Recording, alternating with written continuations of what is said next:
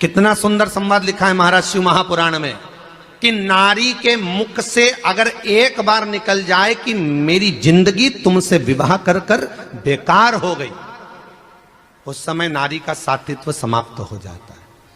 इसलिए माताओं आपसे निवेदन है, जिंदगी में सारी लड़ाई लड़ना, सब कुछ बोलना, पर अपने पति से यह मत कहना कि तुमसे विवाह कर कर मेरी जिंदगी बेकार हो गई, क्योंकि विवाह तुमने किया है पर भाग्य उसने लिखा है।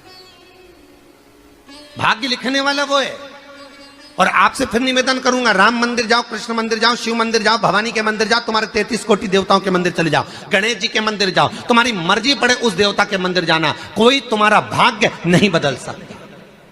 जो तुम्हारी किस्मत में लिखा है वो तुमको भोगना पड़ेगा। तो बदलेगा कौन? तो उसका भी प्रमाण हमारे यहां शिव महापुराण कहती है। एक पारो नाम की विधवा स्त्री थी।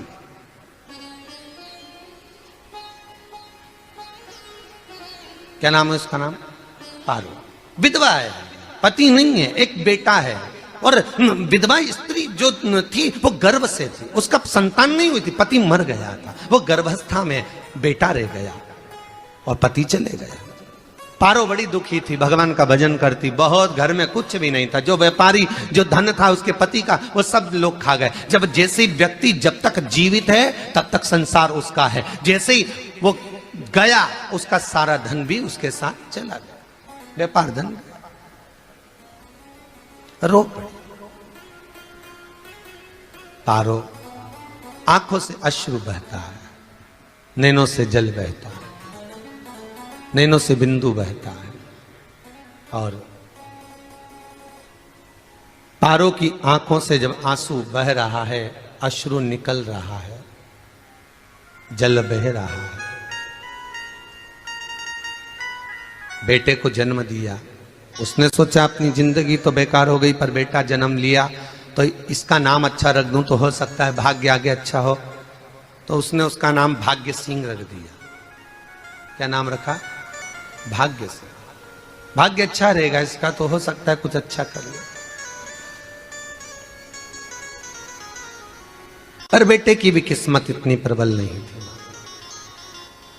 मां जगह जगह बर्तन मांझ कर काम कर कर बच्चे का पालन कर ली। बच्चा थोड़ा बड़ा हुआ, मां मेरे सारे मित्र सेठ हैं, मेरा ही किस्मत, मेरा ही भाग्य ऐसा क्यों है, मेरी ही किस्मत ऐसी क्यों है ऐसा?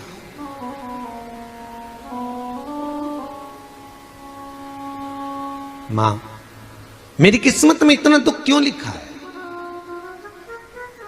मां भोजन तक हमको समय पर नहीं मिलता, हमारा भाग्य ऐसा क्यों है? मां हमारी किस्मत ऐसी क्यों है? मां कहती है बेटा जो ललाट पर लिखा उसे कौन टाल सका। मां बच्चों को समझाती है, मां बच्चों को कहती है, धीरे धीरे समय निकलता है। मां एक बार बता, मां तू कहती है कि सब भगवान ने लिखा है भाग्य में, तो भगवान का मिलेगा मुझे बता दे। मां बोलती है ऐसी कोई जगह नहीं जहां भगवान नहीं। वन में मिलेगा? हाँ मिलेगा। मां का कहना मानकर भाग्य सिंह वन में चले गया, और घने जंगल में भाग्य जब गया भाग्य सिंह, और घने जंगल में जब पहुंच गया, ढूंढते ढूंढते ढूंढते ढूंढते ढूंढते तो भी भगवान तो भगवान की छाया तक नहीं मिली। भगवान की छाया तक। आंखों में जल भर गया, बेहोश होकर गिर गया। शाम का समय था, विष्णु और लक्ष्मी निकल कर जा रहे थे। लक्ष्मी और विष्णु जाते जाते उसको देखकर रूप बदल के उसके पास गए। बेटा आपका नाम क्या है? हमारा नाम भाग्य सिंह है। कहां जा रहे हो? भगवान से मिलना है हमको। क्या काम है तुम्हें भगवान से? भगवान से पूछना है कि मेरी किस्मत ऐसी क्यों बनाई, मेरी किस्मत में गरीबी क्यों लिखी, मेरे भाग्य में इतना दुख क्यों लिखा। मुझे भगवान से पूछना है कि मेरी किस्मत ऐसी क्यों बनाई, मेरी किस्मत में इतना दुख क्यों लिखा, इतनी। तो भगवान बोले ये तो देखो भाग्य की बात है, सबके भाग्य में अलग अलग होता है। नहीं मुझे भगवान से पूछना। तो हुआ क्या? मैं बहुत गरीब हूं, मैं बहुत दुखी हूं, भगवान से प्रार्थना है कि मुझे कुछ मेरी जिंदगी का अच्छा कार्य कर दीजिए। लक्ष्मी जी को दया आ गई, नारायण से बोले प्रभु इसको कुछ दे दो, थोड़ा सा इसके ऊपर कृपा कर दो। नारायण बोले इसके भाग्य में नहीं है लक्ष्मी, इसके भाग्य में नहीं है लक्ष्मी। लक्ष्मी मैं दे भी दूंगा तो इसकी किस्मत में नहीं है। लक्ष्मी कहती है आपका काम देने का है, आप तो दो। भगवान ने कहा लक्ष्मी नहीं है भाग्य में, तुम तो दे दो। लक्ष्मी जी के कहने पर नारायण ने उसको एक हीरे का हार दे दिया, ले ये ले हीरे का हार। वो प्रसन्न हो गया, हीरे का हार मिल गया। और हार लेकर वो चला, और चलते चलते उसने सोचा मेरी मम्मी को दूंगा, मेरी माता को दूंगा, माँ बड़ी प्रसन्न हो जाएगी। हीरे का हार लेकर जा रहा था। हार ले जाते उसको रास्ते में इतने में उसको तुरंत उसी समय पर कहीं सोचादि कर्म के लिए जाना पड़ा। उसने सोचा इस हार को इस पत्थर पर रख देता हूं, अभी आऊंगा वापिस इस हार को उठाकर घर लेकर चले जाऊंगा। और सोचादि कर्म के लिए वो चल दिया, गया, हाथ धोकर आया, इतने में एक चील उड़ती उड़ती आई, उसका हार लेकर चली गई। आके रोने लगा, माँ को जाकर कहा माँ किस्मत तो देख, इतना जोरदार हार मिला था हीरे का, पर भाग्य में नहीं था, नहीं मिला। इतने में वो रोता रोता तुरंत फिर भगवान के पास गया, रोता बिलखता फिर पहुंच गया वन के अंदर, फिर भगवान मिले। भगवान ने पूछा अब क्या हुआ?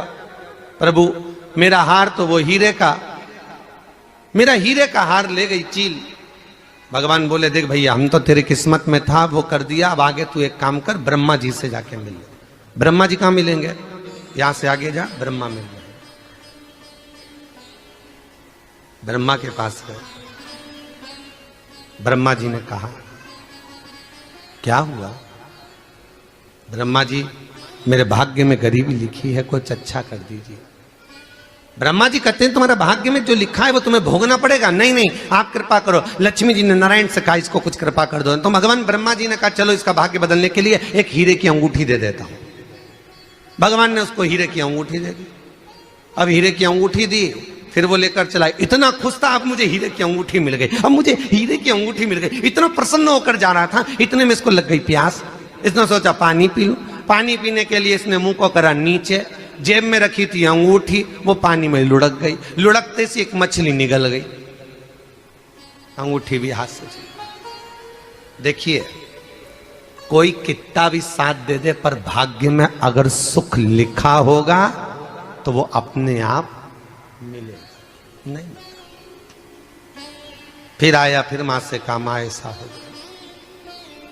मां ने कहा चल जाने दे, तू रोज रोज बहाना बना के चले जाता है, दिन भर इधर उधर घूमता रहता है, शाम को आता है और बहाने बना के कहां की स्टोरी सुनाता रहता है, ना जाने कहां की कहानियां सुनाता रहता है। चल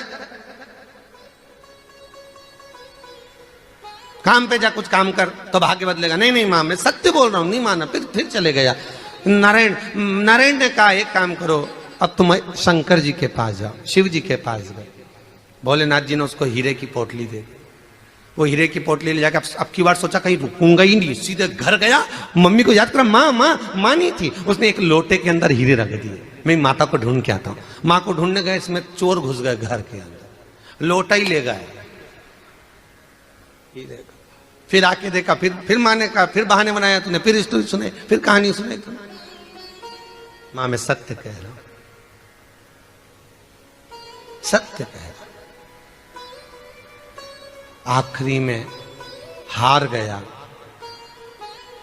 फिर भगवान विष्णु और ब्रह्मा ने एक ही बात कही, तू शंकर के मंदिर की चौखट पर जा,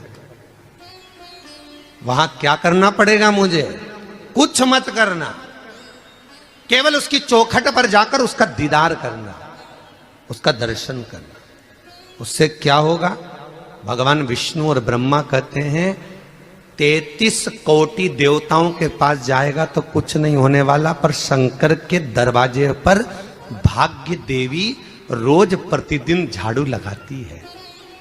कौन झाड़ू लगाती है? भाग्य देवी। आपसे निवेदन है, बहुत सुंदर कथा, इससे समझना कि विष्णु ब्रह्मा राम कृष्ण आदि 33 कोटि देवताओं के पास तुम चले जाओ, कोई तुम्हारा भाग्य नहीं बदल सकता। हाँ, अगर भाग्य देवी का तुम स्मरण करो, किसी मंदिर में जाना तो ये भगवान से कहना भगवान लक्ष्मी दो, भगवान से लक्ष्मी मत मांगना, भगवान से कहना मेरा भाग्य ऐसा कर दो, या भाग्य देवी की कृपा मुझ पर बरसा दो जिससे मेरा भाग्य बदल जाए, कुछ अच्छा हो जाए मेरी जिंदगी में। तो जाके शंकर के मंदिर के बाहर खड़े हो, भाग्य देवी मां झाड़ू लगाती है, भाग्य देवी उनकी चौखट पर बैठी रहती है। तू जा, उससे क्या होगा? बस देवता तो तेरी जिंदगी बदलने के लिए कब से इंतजार कर रहे हैं, पर तेरा भाग्य नहीं बदल पा रहा। तेरा भाग्य बदलेगी तो भाग्य देवी ही बदलेगी। गया शिव मंदिर के दरवाजे पर जाकर खड़ा हो जाता, भीड़ होती तो दरवाजे से दर्शन कर लेता, बाबा से नयन मिलाता, रोज प्रतिदिन जाता। एक दिन शंकर जी ने भाग्य देवी से कहा, देवी इसका भाग्य बदल दो। देवी कहती है, भोलेनाथ इसकी किस्मत में ब्रह्मा जी ने यही लिखा है दुख, इसकी किस्मत में ठोकरें खाना ही लिखा है। भाग्य देवी तुम मेरे दरवाजे की झाड़ू लगाती हो, आज इसके भाग्य की झाड़ू लगाई।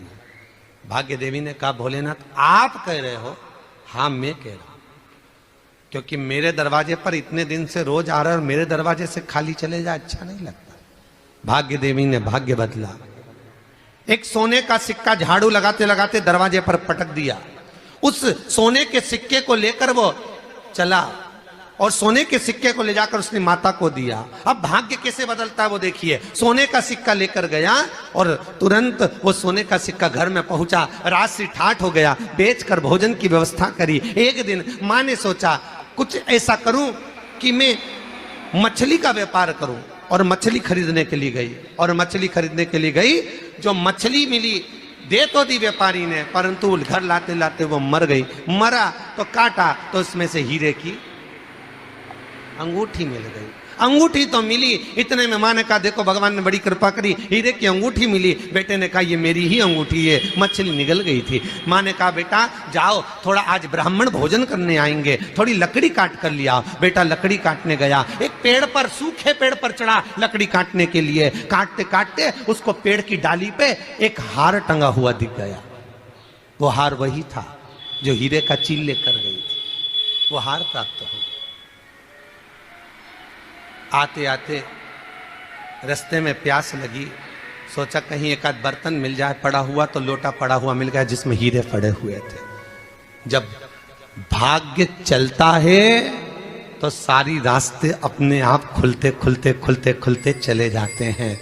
जब भाग्य नहीं चलता तो चाहे कोई हीरा दे दे, चाहे कोई सोना चांदी दे दे, चाहे कोई फैक्ट्री खुलवा के दे दे, तो भी कुछ दिन में ठप्प हो जाए। भाग्य चलेगा तो धन आएगा, भाग्य नहीं होगा नहीं, तो फिर कुछ मत करो। क्या करना है बोलो तो? जब भाग्य अगर दिक्कत दे तो कहीं जाने की जरूरत नहीं है। एक ही काम करना है, शंकर के दरवाजे पर जाकर उसका दीदार कर।